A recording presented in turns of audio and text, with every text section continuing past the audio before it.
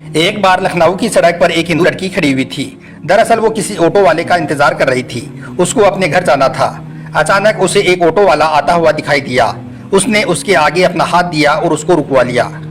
Auto वाले ने कहा, जी मैडम, कहाँ पर जाना है? लड़की ने देखा कि ऑटो वाला एक मुस्लिम है। उसके सर पर टोपी है और चेहरे पर दाढ़ी है। उसने ऑटो वाले को एक मौलवी समझकर अपने दिल ही दिल में कहा कि इसको कह दूं कि आप यहाँ से जाइए, मुझको कहीं नहीं जाना है। मगर उसकी ऑफिस एक सुनसान जगह पर होने की वजह से टैक्सी वाले उधर से कम ही गुजर रही थी। ऊपर से गर्मी ने भी बुरा हाल किया हुआ था। उस लड़की के पास और कोई रास्ता भी नहीं था, इसलिए उसको मजबूरन उसके साथ में बैठना पड़ रहा था। लड़की ने कहा, जी मुझे सिविल लाइन जाना है। ऑटो वाले ने कहा कि जी छोड़ दूंगा। तो लड़की ने पूछा कि कितने पैसे लोगे? ड्राइवर ने कहा कि 200 रुपये लगेंगे। लड़की के दिल में ख्याल आया कि इससे पहले तो वो 300 रुपये देकर गई थी।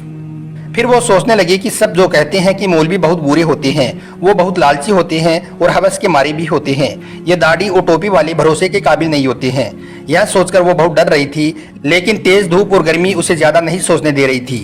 इतने में ऑटो ड्राइवर बोला, मैडम चलो बैठो, 180 रुपये दे देना।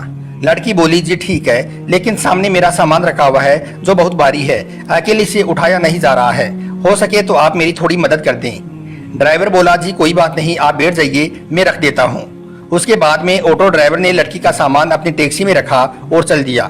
थोड़ी दूर चलने के बाद ऑटो ड्राइवर ने कहा, मैडम मैं दरअसल एक बयान सुन रहा था जो बीच में ही रह गया था। अगर आपकी इजाजत हो तो मैं इसको सुन लूं। अगर आपको बुरा ना लगे तो मैं टेप को चालू कर दूं। तो यह सुनकर उस लड़की ने कहा, जी मुझे कोई दिक्कत नहीं है, अगर आप सुनना चाहें तो सुन सकते हैं। उसके बाद में ऑटो वाले ने अपना म्यूजिक सिस्टम ऑन कर दिया। एक मौलवी बयान फरमा रही थी। बयान था पर्दे के बारे में। ना चाहते हुए भी अब उस लड़की को उसको सुनना पड़ रहा था। लिबरल और नास्तिकों की महफिल और दोस्ती में रहकर उसके दिमाग में सिर्फ मुसलमानों के लिए नफरत भरी हुई थी। लड़की को सिर्फ यही बताया और सिखाया गया था कि मौलवी एक खूंखार भेड़िया होता है, जिसका मकसद माल, हवस, लालच और औरत के जिस्म के अलावा कुछ भी नहीं होता है। मजहब और धर्म के नाम पर सिर्फ पैसे कमाना ही उसका पैसा होता है। मगर अब यह लड़की एक मुस्लिम की ऑटो में बैठी हुई है और ना चाहते हुए भी एक मौलवी का बयान सुन रही है। और उस बयान में एक मौलवी साहब एक जोरदार आवाज में गरज रहे हैं और कह रहे हैं कि पर्दा अल्लाह का हुक्म है। पर्दा एक औरत के जिस्म का मुहाफिज है। उसके चेहरे से लेकर जिस्म के हर हिस्से, हाथ, पैर तक को ढककर उसको हजारों की भीड़ में भी महफूज होने का यकीन दिलाता है।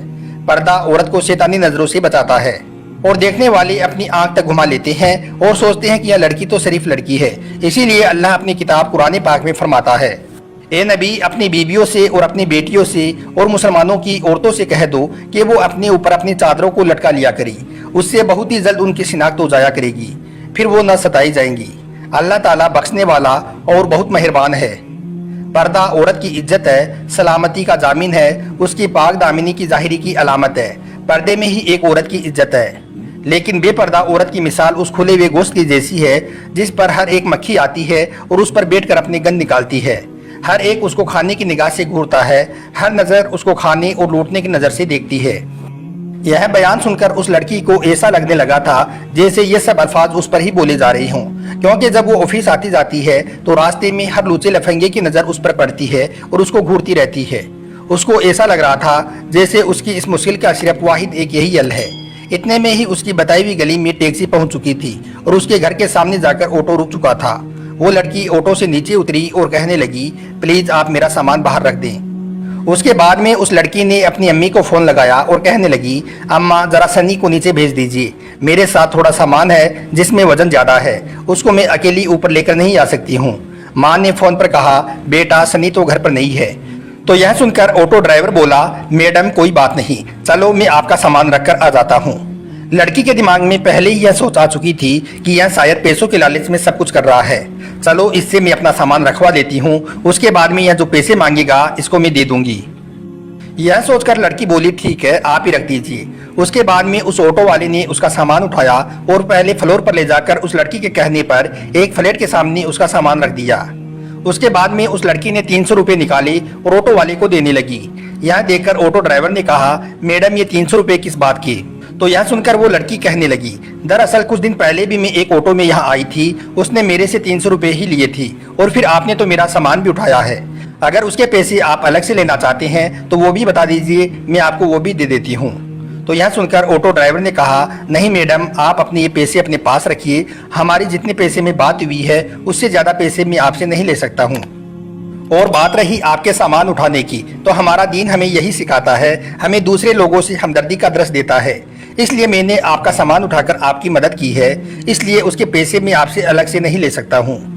यह कहकर ऑटो ड्राइवर जाने लगा तो उस लड़की के मुंह से निकल गया कि क्या आप एक मौलवी हैं। ऑटो ड्राइवर मुस्कुराने लगा और कहने लगा, मुमकिन है मौलवी के बारे में आपको गलत जानकारी दी गई है, आपको मुस्लिमों के बारे में गलत गाइड किया गया है। मैं एक मौलवी, आलिम और हाफिज तो नहीं हूँ, लेकिन मैं उनसे मोहब्बत करने वाला एक मुसलमान हूँ। यह कहकर ऑटो वाला जाने लगा और लड़की अपनी आंखों में आंसू लिए अपने घर की तरफ जाने लगी। अगर आपको एक मुसलमान की ज़िंदगी क्या होती है यह देखनी है तो अल्लाह के पैगंबर हज़रत मोहम्मद सल्लल्लाहु अलैहि वसल्लम के बारे में आप पढ़िए। इनसे अच्छी मिसाल आपको दुनिया में और कोई भी नहीं मिल सकती है। आपने औरतों के हक में उस वक्त आवाज़ उठाई थी जब लड़कियों को जिंदा दफनाया जाता था। आपने फरमाया है कि एक मजदूर को मेहनताना उसका पसीना सूखने से पहले ही अदा कर दो। इसलिए याद रखें, अगर कोई इंसान गलत काम करता है तो वो इंसान गलत हो सकता है, उसका धर्म या मजहब नहीं। आज के इस दौर में लोग इतने ज़्यादा मगन हो गए हैं जिनको खुद इस्लाम के बारे में मालूम नहीं है, तो फिर वो अपने बच्चों को इस्लाम के बारे में क्या बताएंगी। याद रखें, इस्लाम एक 100% पाक और साफ मजहब है। किसी के कहने से या सुनने से इसको बुरा भला ना कहो। अगर फिर भी आपके दिमाग में इस्लाम को लेकर कोई गलत फहमी बनी हुई है तो आप खुद पैगंबर हज़रत मोहम्मद सल्लल्लाहु अलैहि वसल्लम के बारे में पढ़ें। आपको जर्रा बराबर भी कहीं पर कोई गलती नज़र नहीं आएगी। और अगर आपको कहीं पर कोई मुस्लिम गलती या बदतमीजी करता हुआ दिखाई दे तो आप सिर्फ उससे इतना बोल देना कि तुम्हें तुम्हारे नबी पैगंबर हज़रत मोहम्मद सल्लल्लाहु अलैहि वसल्लम ने क्या यही सिखाया है। यकीन मानिए, अगर एक वो सच्चा मुसलमान होगा तो वो शर्म से पानी पानी हो जाएगा और वहीं पर सच्ची तौबा कर लेगा।